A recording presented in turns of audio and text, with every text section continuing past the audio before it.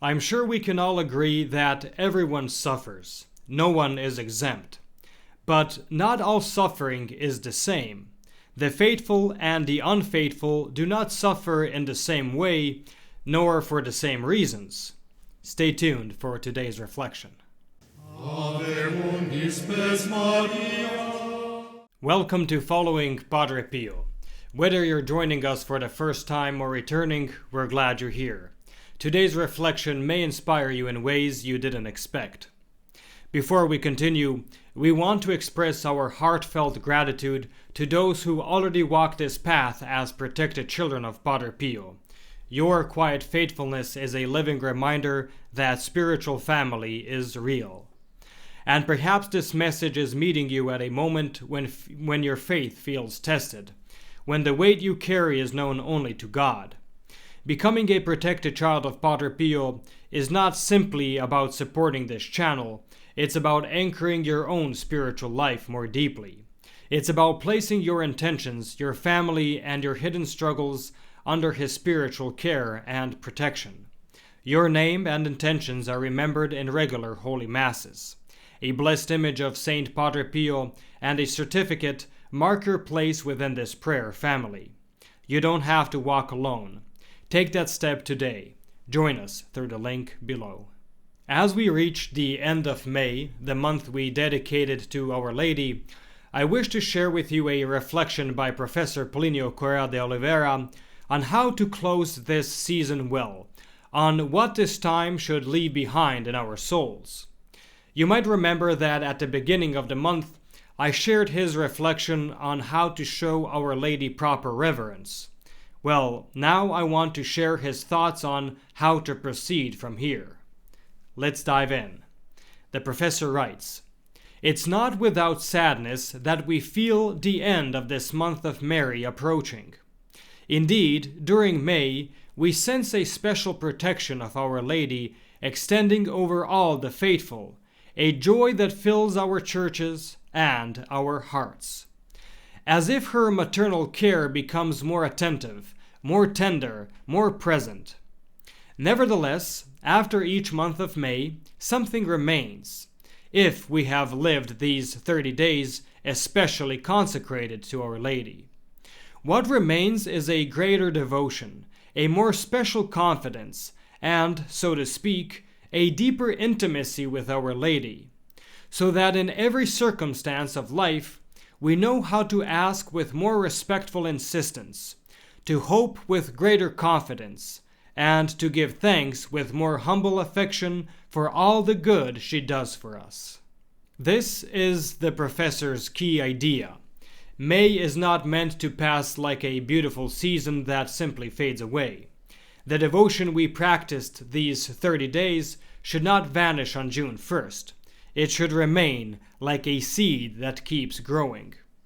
The professor continues, "Our Lady is the Queen of heaven and earth, and at the same time our Mother.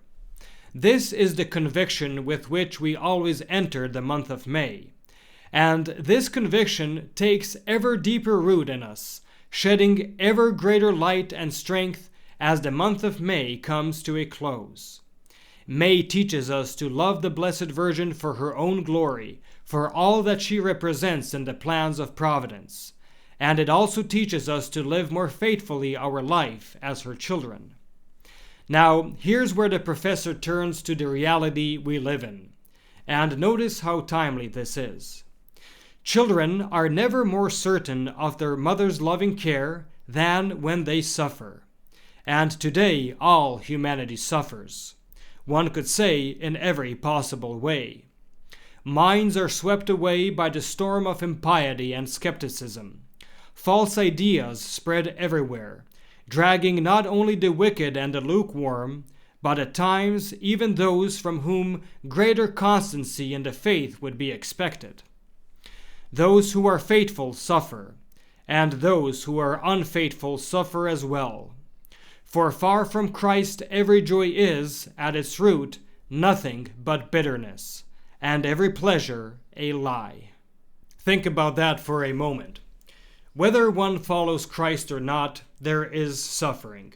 But without Christ, even what appears to be joy becomes empty. The professor goes on even deeper. Hearts suffer, torn by the horrors of spreading wars, by families falling apart, by conflicts that set brother against brother everywhere. Bodies suffer, cut down by gunfire, worn out by labor, weakened by illness, and burdened by every kind of hardship. One could say that the contemporary world fills the air with a great and clamorous groan, the groan of the wicked who live far from God, and of the just who live tormented by the wicked. Do you see what he is saying? Everyone suffers.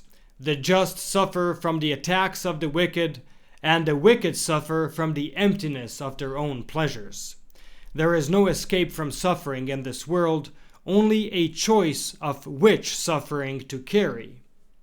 Now, what should our response be? The professor says, the darker the circumstances become, the more we must ask Our Lady to bring an end to such suffering, not only to relieve our pain, but for the greater good of our souls. In this time filled with anguish, let us confidently turn our eyes to Our Lady, asking her to shorten that great moment for which we all wait, the moment when a new Pentecost will shine forth with light and hope in this darkness and restore everywhere the reign of our Lord Jesus Christ. The professor then recalls Dante. Dante says in the Divine Comedy that to pray without the patronage of Our Lady is like wanting to fly without wings. Let us entrust to Our Lady this longing that fills our entire heart. The hands of Mary will be for our prayer a pair of most pure wings, by means of which it will surely reach the throne of God. As a conclusion to this month of Mary, the professor invites us to make our own the two petitions from the Litany of the Rogations concerning the needs of the Holy Mother Church. That you may deign to humble the enemies of the Holy Church, we beseech you, O Lord. That you may deign to exalt the Holy Church, we beseech you, O Lord. And with that, the professor concludes. Thank you for watching. May Our Lady and Padre Pio bless you, and we'll see you in the next video.